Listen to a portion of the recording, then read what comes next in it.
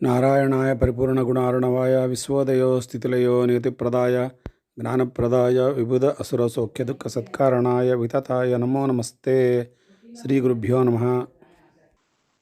ಮಹತ್ತತ್ವಾದಿಗಳ ಅಭಿಮಾನಿ ದೇವತೆಗಳ ಈ ಪ್ರಾರ್ಥನೆಯನ್ನು ಕೇಳಿ ಪರಮಾತ್ಮನು ಅವರಿಗೆ ಶಕ್ತಿ ಸಾಮರ್ಥ್ಯವನ್ನುಂಟು ಮಾಡಲು ನಿಶ್ಚಯಿಸಿ ಮಹತ್ತತ್ವ, ಅಹಂಕಾರ ತತ್ವ, ಪಂಚಭೂತಗಳು, ಪಂಚ ತನ್ಮಾತ್ರಗಳು, ಮನಸ್ಸು ಮತ್ತು ಪಂಚ ಜ್ಞಾನೇಂದ್ರಿಯ ಹಾಗೂ ಪಂಚ ಕರ್ಮೇಂದ್ರಿಯಗಳು ಹೀಗೆ ಈ 23 ತತ್ವ ಸಮೂಹಗಳನ್ನು ಏಕಕಾಲದಲ್ಲಿ ಪ್ರವೇಶಿಸಿಬಿಟ್ಟನು. ಒಡನೆ ಅವುಗಳೆಲ್ಲವೂ ಪ್ರೇರಣಾರೂಪವಾದ ಭಗವದ್ಭಕ್ತಿಯಿಂದ ಒಂದಾಗಿ ತಮ್ಮ ತಮ್ಮ ವ್ಯಾಪಾರಗಳಲ್ಲಿ ತಿಳಿವಳಿಕೆಯನ್ನು ಹೊಂದಿದವು. ಹೀಗೆ ಈ 23 ತತ್ವಗಳು ಒಂದಾಗಿ ಸೇರಿ ಚತುರ್ಮುಖ ರೂಪಿಯಾದ ಪರಮಪುರುಷನಿಗೆ ಗರ್ಭದಂತಿದ್ದ ಬ್ರಹ್ಮಾಂಡ ಸ್ವರೂಪವನ್ನು ಹೊಂದಿದುವು. ಸಮಸ್ತ ಜೀವಾಂಶಗಳಿಂದಲೂ ಕೂಡಿದ್ದ ಈ ಸಮಿಷ್ಟಿ ಪುರುಷನು ಆ ಅಂಡವು ಪರಿಪಕ್ವವಾಗುವುದಕ್ಕಾಗಿ ಒಂದು ದಿವ್ಯ ಸಹಸ್ರ ವರ್ಷಗಳವರೆಗೆ ಆ ಸ್ವರ್ಣಮಯ ಅಂಡದಲ್ಲಿಯೇ ಅಡಗಿದ್ದನು. ಭಗವಂತನ ಸಂಕಲ್ಪ ಶಕ್ತಿಯನ್ನು ಹೊಂದಿದ್ದ ಈ ಸಮಿಷ್ಟಿ ಪುರುಷನು ತಾನೇ ಭೋಕ್ತೃವೆಂದು, ಕರುಣವೆಂದು, ವಿಷಯವೆಂದು ವಿಭಾಗ ಮಾಡಿಕೊಂಡು ಅವುಗಳಲ್ಲೊಂದಾದ ಕರಣವನ್ನು 5 ಜ್ಞಾನೇಂದ್ರಿಯಗಳು, 5 ಕರ್ಮೇಂದ್ರಿಯಗಳು ಮತ್ತು ಮನಸ್ಸು ಹೀಗೆ ವಿಂಗಡಿಸಿದನು. ಈ ಸಮಿಷ್ಟಿ ಪುರುಷನೇ ಈ ಸಮಸ್ತ ಪ್ರಪಂಚದ ಉತ್ಪತ್ತಿಗೂ ಪ್ರಧಾನ ಕಾರಣನು. ಭಗವಂತನು ಮಹದಾದಿ ತತ್ವಗಳ ಪ್ರಾರ್ಥನೆಯನ್ನು ಮಾನ್ಯ ಮಾಡಲು ಸಮಿಷ್ಟಿ ರೂಪನಾದ ಈ ಬ್ರಹ್ಮನಿಗೆ ವೃಷ್ಟಿ ರೂಪದಿಂದ ಬೇರೆ ಬೇರೆಯಾಗಿ ಶರೀರ ಮತ್ತು ಇಂದ್ರಿಯಾದಿಗಳನ್ನು ಸೃಷ್ಟಿಸುವ ಸಾಮರ್ಥ್ಯ ಉಂಟಾಗಲಿ ಎಂದು ಸಂಕಲ್ಪಿಸಿದನು. ಒಡನೆ ವೃಷ್ಟಿ ರೂಪದಲ್ಲಿ ಒಂದೊಂದಾಗಿ ಇಂದ್ರಿಯಗಳು ಉಂಟಾಗಲು ಪ್ರಾರಂಭವಾದವು. ವಾಗೇಂದ್ರಿಯ, ಘ್ರಾಣೇಂದ್ರಿಯ, ನೇತ್ರೇಂದ್ರಿಯ, ತ್ವಗೇಂದ್ರಿಯ ಮತ್ತು ಶ್ರವಣೇಂದ್ರಿಯಗಳು ಉಂಟಾದವು. ಈ ಇಂದ್ರಿಯಗಳಲ್ಲಿ ಅವುಗಳ ಅಭಿಮಾನಿ ದೇವತೆಗಳು ಪ್ರವೇಶಿಸಿದರು. ಅಗ್ನಿ ಮತ್ತು ವರುಣರು ವಾಗೇಂದ್ರಿಯದಲ್ಲಿ ಪ್ರವೇಶಿಸಿ ಶಬ್ದೋಚ್ಚಾರ ಸಾಮರ್ಥ್ಯವನ್ನು, ರಸರುಚಿಗಳನ್ನು ತಿಳಿವ ಸಾಮರ್ಥ್ಯವನ್ನು ಉಂಟು ಮಾಡಿದರು. ತರುವಾಯ ಘ್ರಾಣೇಂದ್ರಿಯವನ್ನು ಅಶ್ವಿನಿ ದೇವತೆಗಳು ಪ್ರವೇಶಿಸಿ ಸುಗಂಧ ದುರ್ಗಂಧಗಳನ್ನು ಅರಿವ ಸಾಮರ್ಥ್ಯವನ್ನು ಉಂಟು ಮಾಡಿದರು. ನೇತ್ರೇಂದ್ರಿಯದಲ್ಲಿ ಆದಿತ್ಯ ದೇವನು ಪ್ರವೇಶಿಸಿ ರೂಪಜ್ಞಾನ ಸಾಮರ್ಥ್ಯವನ್ನು ಉಂಟು ಮಾಡಿದನು. ತ್ವಗೇಂದ್ರಿಯದಲ್ಲಿ ವಾಯುದೇವನು ಪ್ರವೇಶಿಸಿ ಮೃದುತ್ವ, ಕಠಿಣತ್ವ ಮತ್ತು ಶೀತೋಷ್ಣಗಳನ್ನು ಅರಿವ ಸಾಮರ್ಥ್ಯವನ್ನುಂಟು ಮಾಡಿದನು. ಶ್ರವಣೇಂದ್ರಿಯವನ್ನು ದಿಗ್ದೇವತೆಗಳು ಪ್ರವೇಶಿಸಿ ಶಬ್ದಾದಿಗಳನ್ನು ಕೇಳುವ ಸಾಮರ್ಥ್ಯವನ್ನುಂಟು ಮಾಡಿದನು. ಹಾಗೆಯೇ ಉಪಸ್ಥೇಂದ್ರಿಯವನ್ನು ಪ್ರಜಾಪತಿಯು, ಪ್ರಜಾಧಿಪತಿಯು, ಮಿತ್ರದೇವನು ಗುದಸ್ಥಾನವನ್ನು ಪ್ರವೇಶಿಸಿದರು. ಅದರಂತೆಯೇ ಹಸ್ತಸ್ಥಾನಗಳಿಗೆ ಇಂದ್ರದೇವನು, ಪಾದಸ್ಥಾನವನ್ನು ವಿಷ್ಣುವು ಅಧಿಷ್ಠಾನ ಮಾಡಿ ಕಾರ್ಯ ಮಾಡುವ ಮತ್ತು ಗಮನಾದಿಗಳನ್ನು ಮಾಡುವ ಸಾಮರ್ಥ್ಯಗಳನ್ನು ಉಂಟು ಮಾಡಿದರು.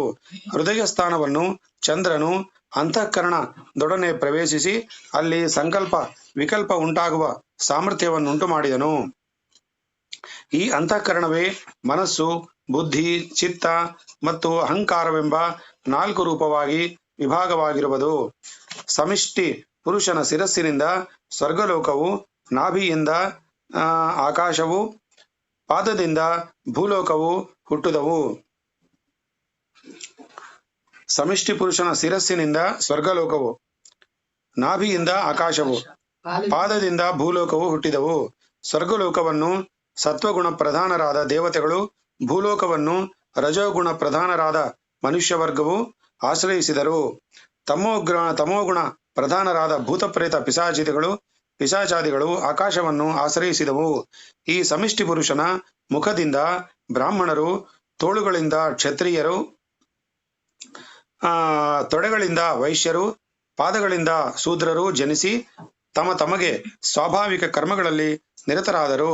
ಈ ಚಾತುರ್ವರ್ಣ್ಯಗಳವರು ತಮ್ಮ ತಮ್ಮ ಸ್ವಾಭಾವಿಕ ವೃತ್ತಿಗಳಿಂದಲೇ ಭಗವಂತನನ್ನು ಆರಾಧಿಸುತ್ತಿರುವವರು. ಭಗವಂತನ ಅಗಾಧ ಮಹಿಮೆಯನ್ನು, ಸೃಷ್ಟಿ ವೈಚಿತ್ರವನ್ನು ವರ್ಣಿಸಲು ಯಾರು ಸಮರ್ಥರು? ಚತುರ್ಮುಖ ಬ್ರಹ್ಮದೇವನಿಗೆ ಈ ಭಗವನ್ ಮಹಿಮೆಯನ್ನು ಸಂಪೂರ್ಣವಾಗಿ ವರ್ಣಿಸಲು ಸಾಧ್ಯವಿಲ್ಲವೆಂದ ಮೇಲೆ ನಮ್ಮ ಪಾಡೇನು. ಆದರೂ ನಮ್ಮ ಬುದ್ಧಿಗೆ ತೋರಿದಷ್ಟು ಮಾತ್ರದಿಂದಲಾದರೂ ನಾವು ಹರಿಗುಣಗಳನ್ನು ಕೊಂಡಾಡುವುದರಿಂದ ನಮ್ಮ ಇಷ್ಟಸಿದ್ಧಿಗಳನ್ನು ಹೊಂದಲು ಸಾಧ್ಯವುಂಟು. ಭಗವಂತನು ವಾಕ್ ಶಕ್ತಿಯನ್ನು ಕೊಟ್ಟಿರುವುದಕ್ಕೆ ಭಗವಂತನ ಗುಣವರ್ಣನೆಯ ಮುಖ್ಯ ಫಲವು. ವಿದ್ವಾಂಸರು ವಿಷ್ಣು ಕಥೆಗಳನ್ನು ವರ್ಣಿಸುತ್ತಿದ್ದರೆ ಅದನ್ನು ಕೇಳಿ ತೃಪ್ತಿಪಡುವುದೇ ಕರ್ಣೇಂದ್ರಿಯಗಳಿಗೆ ಸೌಫಲ್ಯವು. ಮಹತ್ತತ್ವಾಭಿಮಾನಿ ದೇವತೆಗಳಿಗೂ ದಿಗ್ಪತಿಗಳಿಗೂ ಚತುರ್ಮುಖ ಬ್ರಹ್ಮದೇವನಿಗೂ ವೇದಗಳಿಗೂ ಋಷಿಗಳಿಗೂ ಯಾವ ಆ ಪರಬ್ರಹ್ಮನ ಅಗಾಧ ಮಹಿಮೆಯನ್ನು ತಿಳಿಯಲು ಸಾಧ್ಯವಿಲ್ಲವೋ ಅಂತಹ ಪರಮಪುರುಷನಿಗೆ ಇದು ನಮಸ್ಕಾರವು ಎಂದು ನುಡಿದ ಮೈತ್ರೇಯರ ವಚನಗಳನ್ನು ಕೇಳಿ ವಿದುರನು ಸಂತುಷ್ಟನಾದನು. ಮಹಾಮತಿ ವಿದುರನು ಮೈತ್ರೇಯರ ತತ್ವ ವಿವರಣೆಯಿಂದ ಸಂತೋಷಪಟ್ಟನು. ಆದರೂ ಇನ್ನೂ ಕೆಲವು ವಿಚಾರಗಳನ್ನು ವಿಶದವಾಗಿ ಅವರಿಂದ ತಿಳಿಯಬೇಕೆನ್ನಿಸಿತು. ಆತನು, ಪ್ರಭು ಮಹರ್ಷಿವರ್ಯ, ಭಗವಂತನು ಷಡ್ಗುಣೈಶ್ವರ್ಯ ಸಂಪನ್ನನು, ಜ್ಞಾನೈಕ ಸ್ವರೂಪನು, ನಿರ್ವಿಕಾರನೂ ಆಗಿರುವುದರಿಂದ ತ್ರಿಗುಣಗಳ ಸಂಪರ್ಕವಿಲ್ಲದೆ ನಿರ್ಲಿಪ್ತವಾಗಿರುವನೆಂದು ಹೇಳದಿರಲ್ಲವೇ? ಪ್ರಪಂಚ ಸೃಷ್ಟಿಯಿಂದಾಗಲಿ ಲೋಕದಲ್ಲಿ ನಡೆವ ಯಾವ ಕಾರ್ಯದಿಂದಾಗಲಿ ಆತನಿಗೆ ಆಗಬೇಕಾಗುವುದೇನೂ ಇಲ್ಲದಿದ್ದರೂ ಲೀಲಾರ್ಥವಾಗಿಯಾದರೂ ಆತನು ಪ್ರಾಪಂಚಿಕ ಕಾರ್ಯಕಲಾಪಗಳಲ್ಲಿ ತೊಡಗಿದಾಗ ಆ ಸಂಬಂಧ ಸುಖದುಃಖಗಳಿಗೂ ವೃದ್ಧಿ ಹ್ರಾಸಗಳಿಗೂ ಒಳಪಡಬೇಕಾಗುವುದಲ್ಲವೇ? ಕ್ರೀಡಾರ್ಥವಾಗಿ ಲೋಕ ಕಾರ್ಯಗಳಲ್ಲಿ ತೊಡಗುವನೆಂದಿಟ್ಟುಕೊಂಡರೂ ತನ್ನಿಂದ ಬೇರೆಯಾದ ಕ್ರೀಡಾ ಸಾಮಗ್ರಿಗಳು ಕ್ರೀಡೆಯಲ್ಲಿ ಪ್ರವೃತ್ತಿಯನ್ನುಂಟು ಮಾಡತಕ್ಕ ಬೇರೊಬ್ಬ ವ್ಯಕ್ತಿಯು ಇದ್ದರಲ್ಲದೆ ಆ ಕ್ರೀಡಾ ಕಾರ್ಯವು ಸಿದ್ಧಿಸುವುದಿಲ್ಲ. ಭಗವಂತನು ಜೀವಾತ್ಮಗಳಲ್ಲಿ ಅಂತರ್ಯಾಮಿಯಾಗಿರುವುದರಿಂದ ಜೀವರಿಗೆ ಸತ್ವಾದಿ ಗುಣಗಳ ಕಾರ್ಯಗಳಾದ ಗರ್ಭ, ಜನ್ಮ, ಜರ, ಮರಣಾದಿಗಳು ಸಂಭವಿಸಿದಾಗ ಉಂಟಾಗುವ ಸುಖ ದುಃಖಗಳು, ಜಾಗರ, ಸ್ವಪ್ನ, ಸುಷುಪ್ತಿ, ಮೂರ್ಛಾ, ಪ್ರಾಣೋತ್ಕ್ರಮಣ ಮುಂತಾದ ಅವಸ್ಥೆಗಳಲ್ಲಿ ಉಂಟಾಗುವ ವಿವಿಧ ಅನುಭವಗಳು ಜೀವನೊಂದಿಗಿರುವ ಪರಮಾತ್ಮನಿಗೂ ಉಂಟಾಗುವುದಲ್ಲವೇ? ಅಥವಾ ಲೀಲೆಗೆಂದಾದರೂ ಒಬ್ಬನು ಕೊಳಚೆಯ ಗುಂಡಿಯಲ್ಲಿ ಬಿದ್ದು ಹೊರಳಾಡಿದರೆ ಅದರ ಅನುಭವವು ಸುಖ ದುಃಖಗಳು ಅವನಿಗೆ ಆಗದಿರುವವೇ? ಅದರಂತೆಯೇ ಜಗತ್ಕಾರಣನಾದ ಭಗವಂತನು ಲೀಲೆಗಾಗಿಯಾದರೂ ಜೀವನಿಗೆ ಅಂತರಾತ್ಮನಾಗಿದ್ದು ಗರ್ಭವಾಸ ಮುಂತಾದ ಅವಸ್ಥೆಗಳಿಗೆ ಒಳಗಾದಾಗ್ಗೆ ಆ ಸಂಬಂಧ ದುಃಖಗಳಿಗೂ ದೋಷಗಳಿಗೂ ಒಳಗಾಗುವುದಿಲ್ಲವೆಂದು ಹೇಗೆ ಹೇಳಲಾದೀತು ಎಂದು ಮುಂತಾಗಿ ಪ್ರಶ್ನಿಸಿದನು. ಆಗ ಮೈತ್ರೇಯರು, ವಿದುರ, ಭಗವತ್ತತ್ವ ವಿಚಾರವನ್ನರಿಯುವಲ್ಲಿ ನಿನಗಿರುವ ಆಸಕ್ತಿಗಾಗಿ ಬಹು ಆನಂದವಾಗುತ್ತದೆ. ಕೇಳು, ಭಗವಂತನು ಜೀವಾತ್ಮರಲ್ಲಿ ಅಂತರ್ಯಾಮಿಯಾಗಿರುವುದರಿಂದ ಅವರು ಸತ್ವಾದಿ ತ್ರಿಗುಣಗಳ ಪ್ರಾಬಲ್ಯದಿಂದ ಅನುಭವಿಸುವ ಸಕಲ ಸುಖ ದುಃಖಗಳಿಗೂ ಭಾಗಿಯಾಗಬೇಕಲ್ಲವೇ ಎಂಬ ನಿನ್ನ ಶಂಕೆಯು ಸರಿಯಲ್ಲ. ಏಕೆಂದರೆ ಕಾದ ಕಬ್ಬಿಣವು ಕೆಂಡದಂತೆ ಕೆಂಪಾಗಿಯೇ ಇರುವುದು. ಅದನ್ನು ಸುತ್ತಿಗೆಯಿಂದ ಬಡಿಯುವಾಗ ಆ ಪೆಟ್ಟುಗಳಿಂದ ಉಂಟಾಗುವ ವೃದ್ಧಿ ಹ್ರಾಸಗಳು ಪಟ್ಟುಗಳ ಪರಿಣಾಮವು ಆ ಕಬ್ಬಣಿಕ್ಕೆ ಆಗುವುದಲ್ಲದೆ ಅದರೊಂದಿಗೆ ಅದರೊಳಗೆ ವ್ಯಾಪ್ತವಾಗಿರುವ ಬೆಂಕಿಗೆ ಲೇಷ ಮಾತ್ರವೂ ಆಗುವುದಿಲ್ಲವಷ್ಟೇ. ಹಾಗೆಯೇ ಪ್ರಪಂಚ ವ್ಯಾಪಾರದಲ್ಲಿ ಜೀವರ ಗರ್ಭವಾಸ, ಜನ್ಮ, ಜರ ಮರಣಾದಿಗಳಲ್ಲಿ ಭಗವಂತನನು ಅವರಲ್ಲೇ ಅಂತರಾತ್ಮನಾಗಿದ್ದರೂ ತನ್ನ ಅಚಿಂತ್ಯ ಅದ್ಭುತ ಶಕ್ತಿಯಿಂದ ಅವರು ಅನುಭವಿಸುವ ಸುಖ ದುಃಖಗಳಿಂದ ಲೇಷ ಮಾತ್ರವೂ ಲಿಪ್ತನಾಗದೇ ಇರುವನು.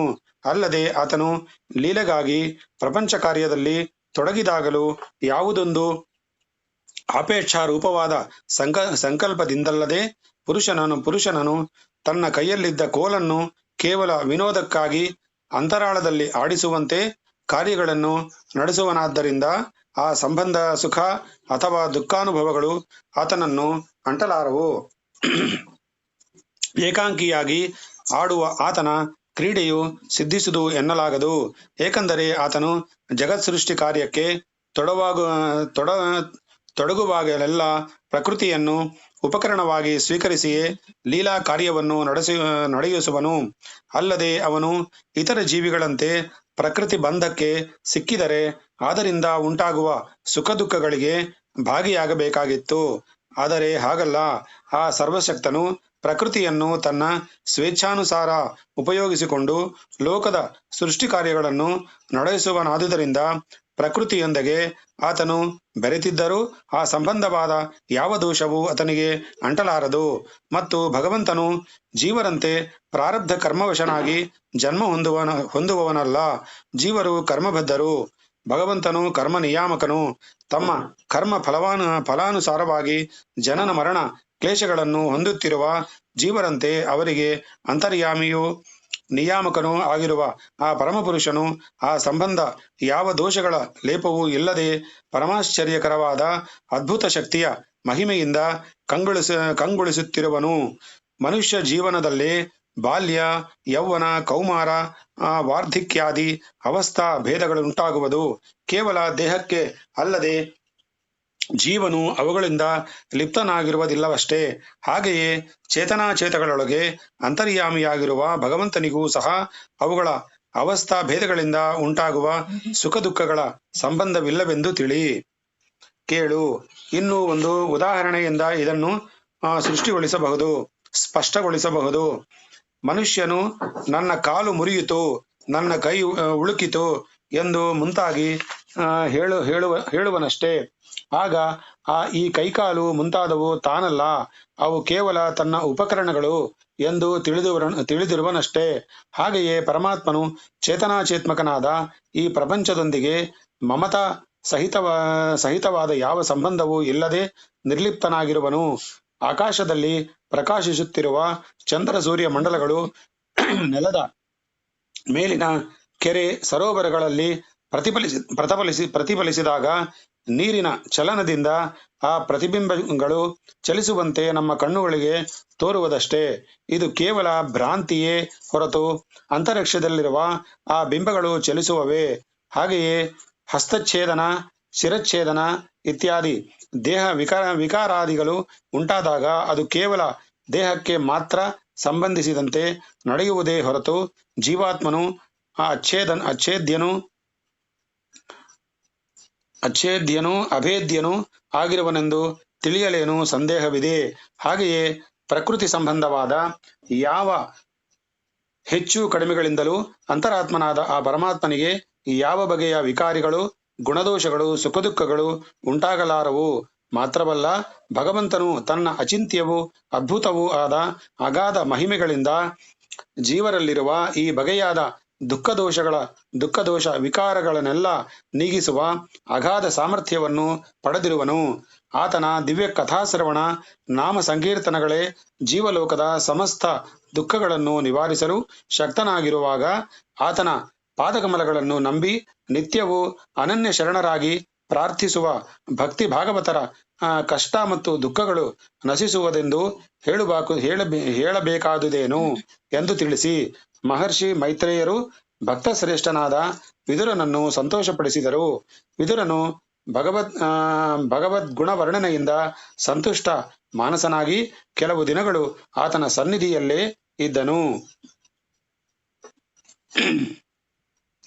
ಮೈತ್ರೇಯರು ಬೋಧಿಸಿದ ತ್ರಿಗುಣಗಳ ವ್ಯಾಪಾರ, ವೃಷ್ಟಿ, ಸಮಿಷ್ಟಿ, ಸೃಷ್ಟಿ ಕಾರ್ಯಗಳು ಇವುಗಳನ್ನು ಕೇಳಿದ ವಿದುರನು ಅಪೇಕ್ಷೆ ತೃಪ್ತನಾಗದೆ ಸೃಷ್ಟಿ ವಿಚಾರವನ್ನು ಕುರಿತು ಇನ್ನೂ ಹೆಚ್ಚು ವಿಚಾರಗಳನ್ನು ತಿಳಿಸಬೇಕೆಂದು ಸ್ವಯಂಭುವ ಮನುವೆ ಮುಂತಾದ 14 ಮನುಗಳ ವೃತ್ತಾಂತವನ್ನು ಮತ್ತು ಆಯಾ ಮನ್ವಂತರಗಳಲ್ಲಿ ನಡೆದ ವಿಶೇಷ ಸಂಗತಿಗಳನ್ನು ತಿಳಿಸರೆಂದು ಪ್ರಾರ್ಥಿಸಿದನು. ಸೃಷ್ಟಿ, ಸ್ಥಿತಿ, ಲಯಾದಿ ಕಾರ್ಯಗಳಿಗೆ ಆಧಾರಭೂತನಾಗಿರುವ ಶ್ರೀ ವಿಷ್ಣುಮೂರ್ತಿಯ ಉದಾರ ಚರಿತ್ರೆಗಳನ್ನು ಶ್ರೌತ ಸ್ಮಾರ್ತ ಕರ್ಮಗಳು, ಆಪದ್ಧರ್ಮಗಳು ಮತ್ತು ಯಾವ ಧರ್ಮ ಪ್ರವರ್ತಕನಾದ ಭಗವಂತನು ಸಂತೋಷಿಸಿ ಆರಾಧಕರನ್ನು ಅನುಗ್ರಹಿಸುವನು ಅಂತಹ ಧರ್ಮ ರಹಸ್ಯಗಳನ್ನು ಬೋಧಿಸಿರೆಂದು ಪ್ರಾರ್ಥಿಸಿದನು. ಅಲ್ಲದೆ ಪ್ರಳಯ ಕಾಲದಲ್ಲಿಯೂ ಭಗವಂತನನ್ನು ಉಪಾಸಿಸುವ ಮಹಾತ್ಮರು ಯಾರು? ಪೃಥ್ವಿ ಮೊದಲಾದ ಎಲ್ಲ ತತ್ವಗಳು ಪ್ರಳಯ ಕಾಲದಲ್ಲಿ ಯಾವ ರೂಪದಿಂದ ಇದ್ದು ಪುನಃ ಕಾಣಿಸಿಕೊಳ್ಳುವವು. ಮನುಷ್ಯನು ಗುರುಪದೇಶವಿಲ್ಲದೆ ಭಕ್ತಿ ವೈರಾಗ್ಯಗಳನ್ನು ಸಂಪಾದಿಸುವ ಮಾರ್ಗವುಂಟೆ? ಇದಲ್ಲದೆ ಭಗವಂತನ ಅಚಿಂತ್ಯ ವ್ಯಾಪಾರಗಳನ್ನು, ಅನಂತ ಲೀಲೆಗಳನ್ನು ತಿಳಿಯಬೇಕೆಂದು ಅಪೇಕ್ಷಿಸುತ್ತೇನೆ. ಮಹರ್ಷಿವರ್ಯ, ಇವುಗಳನ್ನು ನಾನು ಕೇಳಿರದ, ಆದರೆ ನಾನು ತಿಳಿಯಬಹುದಾದ ಎಲ್ಲ ವಿಚಾರಗಳನ್ನು ತಿಳಿಸಿ ನನ್ನ ಜ್ಞಾನ ನೇತ್ರಗಳನ್ನು ತೆರೆಯಿಸಬೇಕೆಂದು ಪ್ರಾರ್ಥಿಸುತ್ತೇನೆ ಎಂದು ನುಡಿದನು. ಲೋಕಾನುಗ್ರಹಾರ್ಥವಾಗಿಯೂ ಎಂಬಂತೆ ಜ್ಞಾನ ದಾಹದಿಂದ ಹೀಗೆ ಪ್ರಾರ್ಥಿಸುತ್ತಿದ್ದ ವಿದುರನ್ನು ಮೈತ್ರೇಯರು ಕೃಪಾದೃಷ್ಟಿಯಿಂದ ನೋಡಿ, ವಿದುರ, ನೀನೇ ಧನ್ಯನು. ಪರಮಪುರುಷನ ವಿಸ್ತಾರವಾದ ಚರಿತ್ರೆಗಳು ಹೊಸ ಹೊಸ ರೀತಿಯಿಂದ ಲೋಕದಲ್ಲಿ ಪ್ರಕಾಶಿಸಲು ಅನುಕೂಲಿಸುವಂತೆ ಪ್ರಶ್ನೆ ಮಾಡುತ್ತಿರುವ ನಿನ್ನ ಉತ್ಸಾಹವನ್ನು ಕಂಡು ಬಹು ಸಂತೋಷವಾಗಿದೆ. ಲೋಕದಲ್ಲಿ ಮನುಷ್ಯರು ಅತ್ಯಲ್ಪವಾದ ಸಂಸಾರ ಸುಖವನ್ನೇ ಅಪೇಕ್ಷಿಸಿ ಮಹತ್ತಾದ ದುಃಖವನ್ನೇ ಸಂಪಾದಿಸಿಕೊಳ್ಳುತ್ತಿರುವವರು. ಅಂತಹ ದುಃಖರೂಪ ಸಂಸಾರದಿಂದ ಪಾರಾಗುವುದಕ್ಕೆ ಭಾಗವತ ಕಥಾಶ್ರವಣಕ್ಕಿಂತಲೂ ಉತ್ತಮವಾದ ಸಾಧನ ಬೇರೊಂದಿಲ್ಲ. ಭಾಗವತವೆಂಬುದು ಭಗವಂತನ ಗುಣಕೀರ್ತನೆಗಳಿಗೆ ಮುಖ್ಯ ಸ್ಥಾನವಾಗಿರುವುದು. ಪೂರ್ವದಲ್ಲಿ ಸನಕಾದಿ ಮಹರ್ಷಿಗಳಿಗೆ ಸಂಕರ್ಷಣ ರೂಪಿ ಭಗವಂತನು ಬೋಧಿಸಿದ ಭಾಗವತ ತತ್ವವನ್ನೇ ಸನತ್ಕುಮಾರನು ಸಾಂಖ್ಯಾಯನಿಗೆ ಉಪದೇಶಿಸಿದನು. ಪರಮಹಂಸರಲ್ಲಿ ಶ್ರೇಷ್ಠನೆನ್ನಿಸಿಕೊಂಡ ಆ ಸಾಂಖ್ಯಾಯನು ಆ ತತ್ವವನ್ನು ತನ್ನಲ್ಲಿ ಶಿಷ್ಯವೃತ್ತಿಯನ್ನವಲಂಬಿಸಿದ ಪರಾಶರನಿಗೆ ಉಪದೇಶಿಸಿದನು.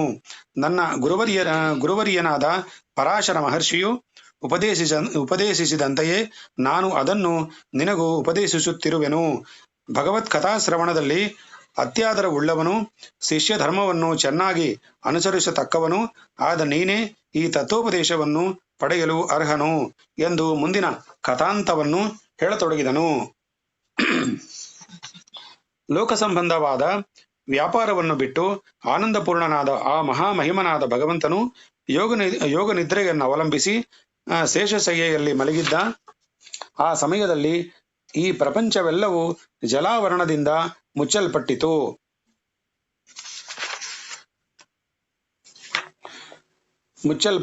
ಹೀಗೆ ಅನೇಕ ಕಾಲ ಕಳೆದ ತರುವಾಯ ಒಮ್ಮೆ ಭಗವಂತನು ತನ್ನ ಸಂಕಲ್ಪ ರೂಪವಾದ ಕಾಲಶಕ್ತಿಯಿಂದ ಜಾಗೃತಿಗೊಂಡು ಸೃಷ್ಟಿ ಕಾರಣಗಳಾದ ಭೂತ ಸೂಕ್ಷ್ಮಗಳೆಲ್ಲವೂ ತನ್ನಲ್ಲಿ ಲಯಗೊಂಡಿರುವುದನ್ನು ಕಂಡು ಅವುಗಳನ್ನು ಪುನಃ ಸೃಷ್ಟಿ ಕಾರ್ಯಕ್ಕೆ ಉಪಯೋಗಿಸಬೇಕೆಂದು ಸಂಕಲ್ಪಿಸಿದನು.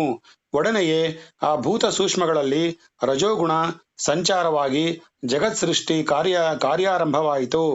ಆಗ ಭಗವಂತನ ನಾಭಿ ಪ್ರದೇಶದಿಂದ ತಾವರೆ ಹೂವಿನ ಆಕಾರದಿಂದ ಭೂತ ಸೂಕ್ಷ್ಮಗಳೆಲ್ಲವೂ ಹೊರಬಿದ್ದು ಸೂರ್ಯಕಾಂತಿಯಿಂದ ಆ ಜಲರಾಶಿಯನ್ನೆಲ್ಲ ಬೆಳಗಿಸಿದವು. ಹಾಗೆ ಅವು ಬೆಳೆಯುತ್ತಾ ಬಂದಂತೆಲ್ಲ ಅದರಲ್ಲಿ ಭಗವತ್ ಸಂಕಲ್ಪದಿಂದ ವೇದ ಪುರುಷನು ಸೃಷ್ಟಿಕರ್ತನೂ ಆದ ಚತುರ್ಮುಖ ಬ್ರಹ್ಮದೇವನು ಉದ್ಭವಿಸಿದನು. ಸ್ವಯಂಭೂ ನಾಮಕನಾದ ಆ ಬ್ರಹ್ಮದೇವನು ಕಮಲದ ಕರ್ಣಿಕೆಯ ಮೇಲೆ ಕುಳಿತು ನೋಡಿದಾಗ ಸುತ್ತಲೂ ಅಪಾರವಾದ ಜಲರಾಶಿಯಲ್ಲದೆ ಮತ್ತೇನೂ ಕಾಣಿಸಲಿಲ್ಲ. 4 ದಿಕ್ಕುಗಳಿಗೂ ತಿರುಗಿ ನೋಡುತ್ತಿರಲು ಆ 4 ದಿಕ್ಕುಗಳನ್ನು ಏಕಕಾಲದಲ್ಲಿ ನೋಡುವಂತೆ ಅವನಿಗೆ 4 ಮುಖಗಳು ಉಂಟಾದವು. ಆಗ ಆ ಚತುರ್ಮುಖನು ತನ್ನ ನಿಜ ಸ್ಥಿತಿಯನ್ನು ತಿಳಿಯದೆ ಆ ಮಹಾ ಜಲರಾಶಿಯಲ್ಲಿ ಆ ಕಮಲ ಪುಷ್ಪವೊಂದು ಮಾತ್ರ ಯಾವುದರ ಆಧಾರದಿಂದ ಹುಟ್ಟಿತು ಎಂಬುದನ್ನು ಕಂಡು ಹಿಡಿಯಲು ಅದರ ನಾಳದ ಮೂಲಕವಾಗಿ ಪ್ರವೇಶಿಸಿ ಬಹುದೂರ ಆಳದವರೆಗೆ ಹುಡುಕಿ ನೋಡಿದನು. ಆದರೆ ಕೇವಲ ಗಾಢಾಂಧಕಾರವಲ್ಲದೆ ಎಲ್ಲೂ ಏನೂ ಕಾಣಿಸದಿರಲು ಪುನಃ ಹಿಂದಿರುಗಿ ಬಂದು ಮೊದಲಿನಂತೆಯೇ ಕುಳಿತು ಸಮಾಧಿ ಯೋಗವನ್ನವಲಂಬಿಸಿ ಧ್ಯಾನಿಸಲು ಆ ಕಮಲಕ್ಕೂ ತನ್ನ ಉದ್ಭವಕ್ಕೂ ಆಶ್ರಯನಾದ ಪರಮಾತ್ಮನು ತನ್ನಲ್ಲೇ ಇರುವಂತೆ ಗೋಚರಿಸಿತು. ಆದಿಶೇಷಣ ಶಯ್ಯೆಯಲ್ಲಿ ಮಲಗಿದ್ದ ಪರಮಾತ್ಮನ ದಿವ್ಯ ಸ್ವರೂಪದ ಸಂದರ್ಶನವಾಯಿತು. ದಿವ್ಯ ಪೀತಾಂಬರಿಧಾರಿಯಾಗಿ ಹಾರ, ಕೇಯೂರ, ಕಿರೀಟಿ, ಕುಂಡಲಾದಿ ದಿವ್ಯಾಭರಣ ಭೂಷಿತನಾದ ಭಗವಂತನ ಪ್ರಭಾಮಯ ದಿವ್ಯ ದೇಹ ಕಾಂತಿಯನ್ನು ಕಂಡು ಚತುರ್ಮುಖನು ಪರಮ ಸಂತುಷ್ಟನಾಗಿ ಆ ದಿವ್ಯ ತೇಜೋಮೂರ್ತಿಯನ್ನು 4 ಮುಖಗಳಿಂದಲೂ ಕೀರ್ತಿಸಲಾರಂಭಿಸಿದನು. ಓ ಪರಮಪುರುಷ, ಪುರುಷೋತ್ತಮ, ಈಗ ನಾನು ಬಹುದಿನಗಳ ಮೇಲೆ ನಿನ್ನ ಈ ಭವ್ಯ ಮಂಗಳಾಕಾರವನ್ನು ಕಂಡೆನು. ಲೋಕದಲ್ಲಿ ಕಾರ್ಯಕಾರಣ ರೂಪಗಳಿಂದ ವ್ಯಕ್ತವಾಗುವ ಸಮಸ್ತ ಚೇತನಾದಿಗಳು ನೀನೇ ಅಂತರ್ಯಾಮಿಯಾಗಿದ್ದು ಅವುಗಳನ್ನು ಧರಿಸತಕ್ಕವನೆಂದೇ ತಿಳಿದನು. ನಿನ್ನ ರೂಪವಾದ ಸಂಕಲ್ಪ ಮಾತ್ರದಿಂದಲೇ ನೀನು ಪ್ರಾಕೃತ ದಿವ್ಯ ಶರೀರಗಳನ್ನು ಧರಿಸಲು ಸಮರ್ಥನು. ನೀನೇ ಸರ್ವಶಕ್ತನು, ಸತ್ಯ ಸಂಕಲ್ಪನು, ಆಶ್ರಿತ ವತ್ಸಲನು, ಸತ್ಯ ಜ್ಞಾನಾನಂದ ಸ್ವರೂಪನು, ಪೂರ್ಣ ಕಾಮನಾದ ಎಲೆ ಸರ್ವೇಶ್ವರನೇ, ನಾನು ನಿನ್ನ ಸಂಕಲ್ಪದಿಂದಲೇ ನಿನ್ನ ನಾಭಿ ಕಮಲದಿಂದ ಉದ್ಭವಿಸಿದನು. ಯಾವ ನಿನ್ನ ಅನುಗ್ರಹದಿಂದ ನಾನು ಹೀಗೆ ಉದ್ಭವಿಸಿದನೋ ಆ ನಿನ್ನ ಅನುಗ್ರಹ ಬಲದಿಂದಲೇ ಈ ಪ್ರಪಂಚವನ್ನು ಪೂರ್ವಕಲ್ಪದಂತೆ ಸೃಷ್ಟಿಸಬೇಕೆಂದು ಮನಸ್ಸು ತವಕಿಸುತ್ತಿದೆ. ಈ ಸಂಕಲ್ಪ ಉತ್ಸಾಹಗಳಲ್ಲೆಲ್ಲ ನೀನೇ ಕಾರಣನು. ಶರಣಾಗತ ವತ್ಸಲನಾದ ನಿನ್ನ ಅನುಗ್ರಹದಿಂದ ನನಗೆ ವೇದ ಪಠನದಲ್ಲಿ ಶಕ್ತಿ ಲೋಪವಾಗದೆ ನಿನ್ನಿಂದ ಪ್ರೇರಿತನಾಗಿರುವ ಈ ಕಾರ್ಯವು ಸಾಂಗವಾಗಿ ನೆರವೇರುವಂತಹ ಶಕ್ತಿ ಸಾಮರ್ಥ್ಯಗಳೊದಗಿ ಬರಲಿ ಎಂದು ಅನೇಕ ವಿಧಗಳಿಂದ ಪ್ರಾರ್ಥಿಸಿದನು. ಆಗ ಪರಮನಿಧಿಯಾದ ಆ ಪುರುಷೋತ್ತಮನು, ಎಲೆ ಚತುರ್ಮುಖನೇ, ನಿನ್ನ ತಪಸ್ಸಿಗಾಗಿಯೂ ನೀನು ಮಾಡಿದ ಸ್ತೋತ್ರಕ್ಕಾಗಿಯೂ ಸಂತುಷ್ಟನಾಗಿದ್ದೇನೆ. ನಿನ್ನ ವಿಷಯದಲ್ಲಿ ನನ್ನ ಪೂರ್ಣಾನುಗ್ರಹ ಉಂಟೆಂದು ತಿಳಿ. ನಿನಗೆ ತಪಸ್ಸಿನಲ್ಲಿ ನಿಷ್ಠೆಯುಂಟಾದದು, ತನ್ಮೂಲಕ ನನ್ನ ಗುಣಸ್ವರೂಪಾದಿಗಳು ವಿವರಿಸುವಂತೆ ಸ್ತೋತ್ರ ಮಾಡಿದುದು ನನ್ನ ಅನುಗ್ರಹದಿಂದಲೇ. ಪ್ರಪಂಚ ಸೃಷ್ಟಿ ಕಾರ್ಯದಲ್ಲಿ ಅಪೇಕ್ಷೆಗೊಂಡು ಆ ಉದ್ದೇಶದಿಂದ ನನ್ನನ್ನು ಸಕಲ ಕಲ್ಯಾಣ ಗುಣ ಪರಿಪೂರ್ಣನನ್ನಾಗಿಯೂ ಸಕಲ ದೋಷರಹಿತನನ್ನಾಗಿಯೂ ತಿಳಿದು ಸ್ತೋತ್ರ ಮಾಡಿದುದು ಬಹು ಸಮಂಜಸವಾಗಿದೆ. ನಿನಗೆ ಮಂಗಳವಾಗಲಿ. ಓ ಕಮಲಾಸನ, ನಿನಗೆ ಪ್ರಸನ್ನನಾಗಿರುವೆನು. ನನ್ನಿಂದ ಉಪದೇಶಿಸಲ್ಪಟ್ಟ ಸರ್ವ ಮಯವಾದ ಜ್ಞಾನ ಸಾಮರ್ಥ್ಯದಿಂದ ನೀನು ಜಗತ್ತನ್ನು, ಸಕಲ ಪ್ರಜಾವರ್ಗಗಳನ್ನು ಹಿಂದಿನ ಕಲ್ಪದಲ್ಲಿ ಇದ್ದಂತೆಯೇ ಪುನಃ ಸೃಷ್ಟಿ ಮಾಡು ಎಂದು ಆಜ್ಞಾಪಿಸಿ ತನ್ನ ಆ ದಿವ್ಯ ಸ್ವರೂಪವನ್ನು ಅದೃಶ್ಯಗೊಳಿಸಿಕೊಂಡನು. ಚತುರ್ಮುಖನು ಭಗವಂತನ ನಾಭಿಕಮಲದಲ್ಲಿ ಉತ್ಪನ್ನನಾದ ವಿಚಾರವನ್ನು ತಿಳಿದ ತರುವಾಯ ವಿದುರನಿಗೆ ಆತನಿಂದ ಮುಂದೆ ನಡೆದ ಸೃಷ್ಟಿ ಕಾರ್ಯವನ್ನು ಕುರಿತು ವಿಸ್ತಾರವಾದ ವೃತ್ತಾಂತವನ್ನು ತಿಳಿಯಬೇಕೆಂಬ ಕುತೂಹಲ ಉಂಟಾಯಿತು. ಆಗ ಆತನು ಮೈತ್ರೇಯರನ್ನು ಕುರಿತು, ಮಹಾತ್ಮರೇ, ಲೋಕಪಿತಾಮಹನಾದ ಬ್ರಹ್ಮದೇವನು ಪರಮಪುರುಷನಿಂದ ಅನುಗ್ರಹೀತವಾಗಿ ಮುಂದೆ ಅತ್ಯಾಶ್ಚರ್ಯಕರವಾದ ಈ ಸೃಷ್ಟಿ ಕಾರ್ಯವನ್ನು ಹೇಗೆ ನಡೆಯಿಸದೆಂಬ ಸಂಗತಿಯನ್ನು ಕೃಪೆಯಿಟ್ಟು ವಿವರಿಸಬೇಕು. ಈ ಕಾರ್ಯಕ್ಕೆ ಬ್ರಹ್ಮಜ್ಞಾನಿಗಳಲ್ಲಿ ಶ್ರೇಷ್ಠರಾದ ನೀವೇ ಸಮರ್ಥರು ಎಂದು ಪ್ರಾರ್ಥಿಸಿದನು. ಆಗ ಮೈತ್ರೇಯರು, ಭಗವದ್ಭಕ್ತಾಗ್ರೇಸರನಾದ ವಿದುರ, ಕೇಳು. ಕಮಲಾಸನನು ಪರಮಪುರುಷನಾದ ಶ್ರೀಹರಿಯಿಂದ ಸೃಷ್ಟಿ ಕಾರ್ಯಕ್ಕೆ ಶಕ್ತಿದಾಯಕವಾದ ಸಾಧನವು ತಪಸ್ಸು. ಆ ತಪಸ್ಸೇ ತನಗೆ ಸದಾಕಾಲವು ಇಷ್ಟಾರ್ಥ ಫಲದಾಯಕವಾಗಿರುವುದು ಎಂಬುದನ್ನು ಅರಿತಿದ್ದರಿಂದ ಭಗವಂತನು ಅದೃಶ್ಯನಾದ ತರುವಾಯ ಪುನಃ 100 ದಿವ್ಯ ವರ್ಷಗಳವರೆಗೆ ತಪೋನಿರತನಾಗಿದ್ದನು. ಹೀಗೆ ಮಾಡುತ್ತಾ ಬಂದ ಎಣೆಗಿಲ್ಲದ ಭಗವದುಪಾಸನೆ ಮತ್ತು ತಪೋರೂಪ ಕರ್ಮ ಯೋಗಗಳ ಫಲವಾಗಿ ಸೃಷ್ಟಿ ಕಾರ್ಯದ ಸೃಷ್ಟಿ ತಿಳುವಳಿಕೆ ಉಂಟಾಯಿತು. ಆಗ ಬ್ರಹ್ಮದೇವನು ತನ್ನ ಸುತ್ತಲೂ ಒಮ್ಮೆ ಕಣ್ಣಿಟ್ಟು ನೋಡುತ್ತಿರಲು ಅಗಾಧ ವೇಗದಿಂದ ಬಿರುಗಾಳಿ ಬೀಸುತ್ತಾ ಆ ಪ್ರಳಯ ಜಲರಾಶಿಯು ಅಲ್ಲಕಲ್ಲೋಲವಾದಂತೆ ತೋರಿತು. ತಾನು ಕುಳಿತಿದ್ದ ಕಮಲ ಪುಷ್ಪವೇ ಅಗಾಧವಾಗಿ ಬೆಳೆದು ಆಕಾಶವನ್ನೆಲ್ಲ ಮುಚ್ಚಿದಂತೆ ಕಂಡಿತು. ಮತ್ತು ಈ ಕಮಲದಿಂದಲೇ ಹಿಂದಿನ ಕಲ್ಪದಲ್ಲಿ ಇದ್ದಂಥ ವಸ್ತು ಸಮುದಾಯವನ್ನೆಲ್ಲ ಸೃಷ್ಟಿಸಬೇಕು ಎಂದು ನಿಶ್ಚಯಿಸಿಕೊಂಡನು. 14 ಲೋಕಗಳನ್ನು ವ್ಯಾಪಿಸುವಂತಿದ್ದ ಆ ಕಮಲವನ್ನು ಪ್ರಾರಂಭಕ್ಕೆ ಭೋಕ್ತವೆಂದು, ಭೋಗ್ಯವೆಂದು, ಕರಣವೆಂದು 3 ಭಾಗಗಳನ್ನಾಗಿ ವಿಂಗಡಿಸಿದನು. ದೇವತೆಗಳು, ಮನುಷ್ಯರು, ಪಶುಪಕ್ಷಿ, ಕ್ರಿಮಿ ಕೀಟಾದಿ ಸಮಸ್ತ ಜೀವರಾಶಿಗಳು ಭೋಕ್ತವೆನ್ನಿಸಿಕೊಂಡವು. ಶಬ್ದ, ಸ್ಪರ್ಶ, ರೂಪ, ರಸ, ಗಂಧಾದಿ ವಿಷಯವೆಲ್ಲವೂ ಭೋಗ್ಯ ವರ್ಗದಲ್ಲಿ ಸೇರಿದವು. ಜ್ಞಾನೇಂದ್ರಿಯ, ಕರ್ಮೇಂದ್ರಿಯಗಳೆಂಬ ಉಪಕರಣಗಳ ಮೂಲಕ ಭೂಲೋಕ ಮತ್ತು ಸ್ವರ್ಗಲೋಕಗಳಲ್ಲಿದ್ದು ಸಕಲ ವಿಧ ಭೋಗ್ಯ ವಸ್ತುಗಳನ್ನು ಪಡೆದುದರಿಂದ ಲೋಕಸ್ಥಿತಿ ಎಲ್ಲವೂ ಆ ನಾಭಿ ಕಮಲವೊಂದರಿಂದಲೇ ಉಂಟಾದಂತಾಯಿತು.